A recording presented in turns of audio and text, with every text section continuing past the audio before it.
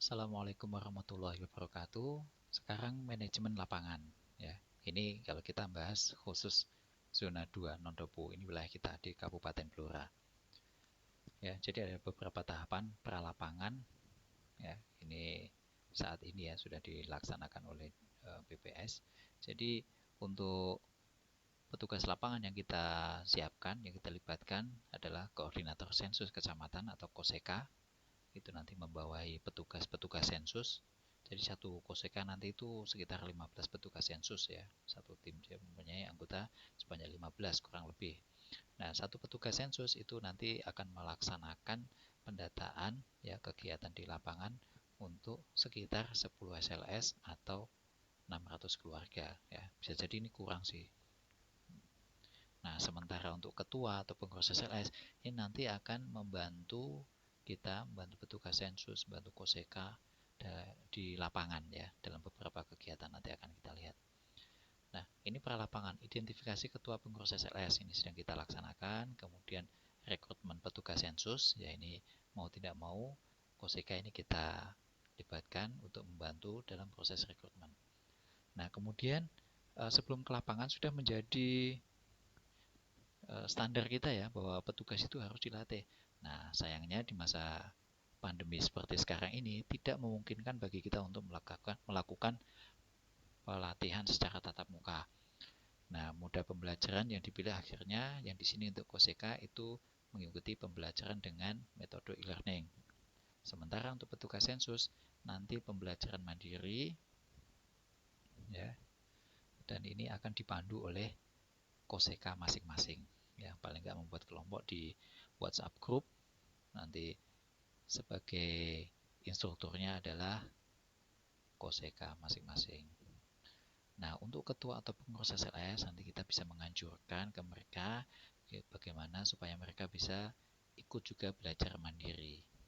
Lewat apa? Ya mungkin lewat kayak misalkan siaran TVRI atau RRI, radio begitu ya. Ya, semoga aja pusat bisa memfasilitasi hal ini. Nah, kemudian di sini, ini kan boleh dikatakan ini ya, pralapangan, kemudian persiapan, pembekalan untuk petugas yang akan kita terjunkan. Nah, di sini ini adalah bagian ketika sudah turun lapangan. Yang pertama, pemeriksaan daftar penduduk. Nah, di sini KOSEKA melakukan koordinasi, monitoring, dan evaluasi petugas sensus. Ya, namanya juga di sini koordinator, jadi petugas-petugas sensus yang menjadi tanggung jawabnya harus dia koordinasikan, dia monitoring, dia evaluasi kalau misalkan ada kekurangan, ada masalah gitu ya. Nah, kemudian juga melakukan penjaminan kualitas SOP. SOP yang dilakukan oleh petugas sensus apakah sudah betul atau apakah ada pelanggaran. Kemudian juga mengumpulkan dan memeriksa kelengkapan dokumen SP 2020 DP2. Ya. Nah, ini DP karena di zona 2 ini kita menyebutkan dengan DP2. Jadi di tahap pemeriksaan daftar penduduk dan verifikasi lapangan, ini peranan KOSEKA seperti ini. Nah, sementara pada tahap pemeriksaan daftar penduduk, untuk petugas sensus itu melakukan pemeriksaan DP bersama ketua atau pengurus SLS. Nah, setelah diperiksa, mereka melakukan verifikasi lapangan secara door to door, ya, jadi dari rumah ke rumah mereka kunjungi bersama ketua atau pengurus SLS menggunakan SP 2020 DP2 dan juga dibekali peta SP 2020 WS. WS ini wilayah SLS. Ya, kalau di BPS itu menggunakan istilah SLS, Satuan Lingkungan Setempat. Jadi kalau di kita barangkali bentuknya RT, RW, ya seperti itu. Nah, ini jadi verifikasi lapangan kepada seluruh penduduk di wilayah RT yang menjadi tugasnya petugas sensus. Nah, kemudian pendataan penduduk untuk zona 2 tidak dilakukan ya. Jadi agak ringan pekerjaannya ya. Nah, dalam pelaksanaan lapangan, protokol kesehatan di masa masih pandemi seperti ini wajib diterapkan.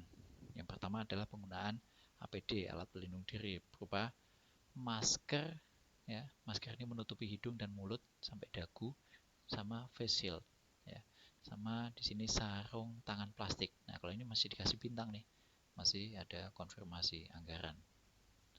Nah, kemudian ini sebuah nasihat juga ya, masker tidak diletakkan di dagu. Kebiasaan kan kalau ini ya, setelah kita menggunakan masker, kemudian kita membuka sebentar, pengen makan, pengen minum, itu kan masker diturunkan ya, diletakkan di dagu. Nah, itu sebetulnya ada bakteri-bakteri atau droplet-droplet yang ternyata nempel di bagian dalam masker, kemudian akan pindah ke dagu.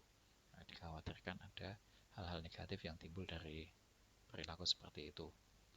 Kemudian dalam kontak fisik ya, menjaga jarak setidaknya 1 meter. Kemudian lakukan interaksi dengan responden di tempat terbuka, di teras, ya, atau tempat yang lebih terbuka lagi gitu, di pekarangan gitu kalau misalkan memungkinkan. Ya, sehingga risiko penularannya ini lebih rendah. Kemudian sebisa mungkin jangan melibatkan anak-anak atau lansia dan jangan berkerumun. Ini standar COVID ya, dengan asumsi anak-anak atau lansia itu memiliki imunitas kekebalan tubuh yang lebih rendah. Kemudian juga membawa cairan antiseptik berbasis alkohol atau hand sanitizer. Ini nanti yang kayak seperti ini ya, masker, kemudian face shield, sarung tangan, kemudian hand sanitizer, nanti ini akan disediakan oleh BPS. Kemudian juga perilaku ini, perilaku hidup sehat, ya cuci tangan dengan sabun sebelum setelah kegiatan. Kemudian setelah melakukan tugas, sesampainya di rumah, petugas perlu membersihkan seluruh tubuh dengan mandi, ya. Tapi ini tidak akan dicek oleh Koseka, nanti repot ya. Nanti dijabri kan teman-teman petugas sensus, sampai rumah sudah pada mandi belum gitu. Tidak perlu, ini kesadaran masing-masing.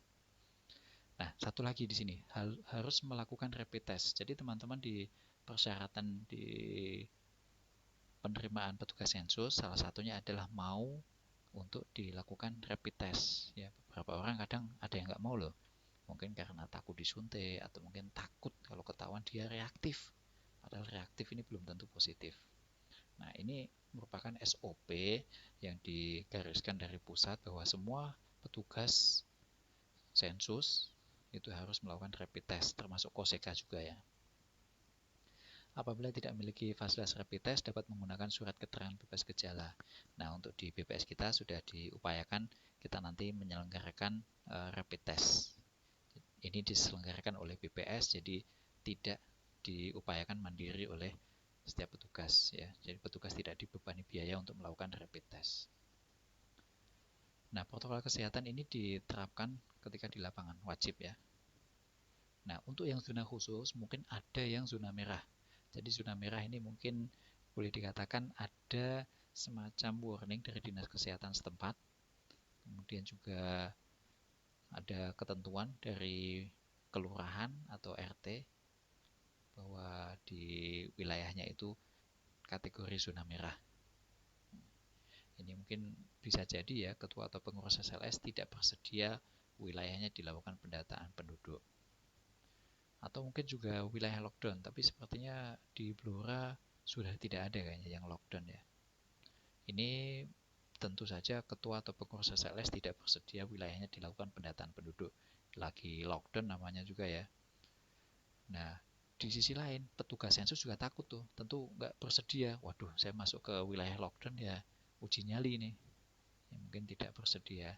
Ini risiko tinggi nih, risiko tinggi. Nah, jadi ada beberapa prosedur. Ini ya, zona khusus wilayah non-Dopo. Ya, wilayah kita, wilayah 2, zona 2. Ini zona khusus yang tadi ya. Perbedaannya di sini. Nah, kalau pralapangan muda pembelajaran masih sama. Nah, di sini pemeriksaan daftar penduduk dan verifikasi lapangan ini kan yang berkaitan dengan masyarakat langsung. Untuk Poseka, koordinator sensus kecamatan, ini melakukan koordinasi dan pendampingan petugas sensus dalam melakukan pemeriksaan.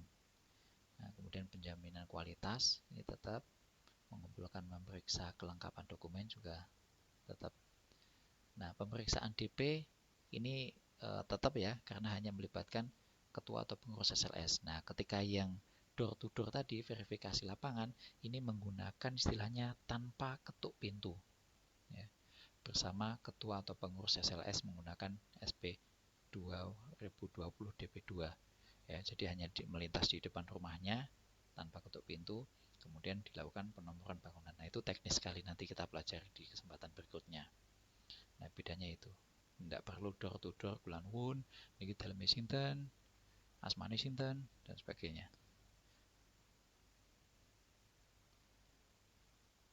Oke, itu saja. Nanti kita lanjut di kesempatan berikutnya mengenai organisasi lapangan. Saya akhiri. Assalamualaikum warahmatullahi wabarakatuh.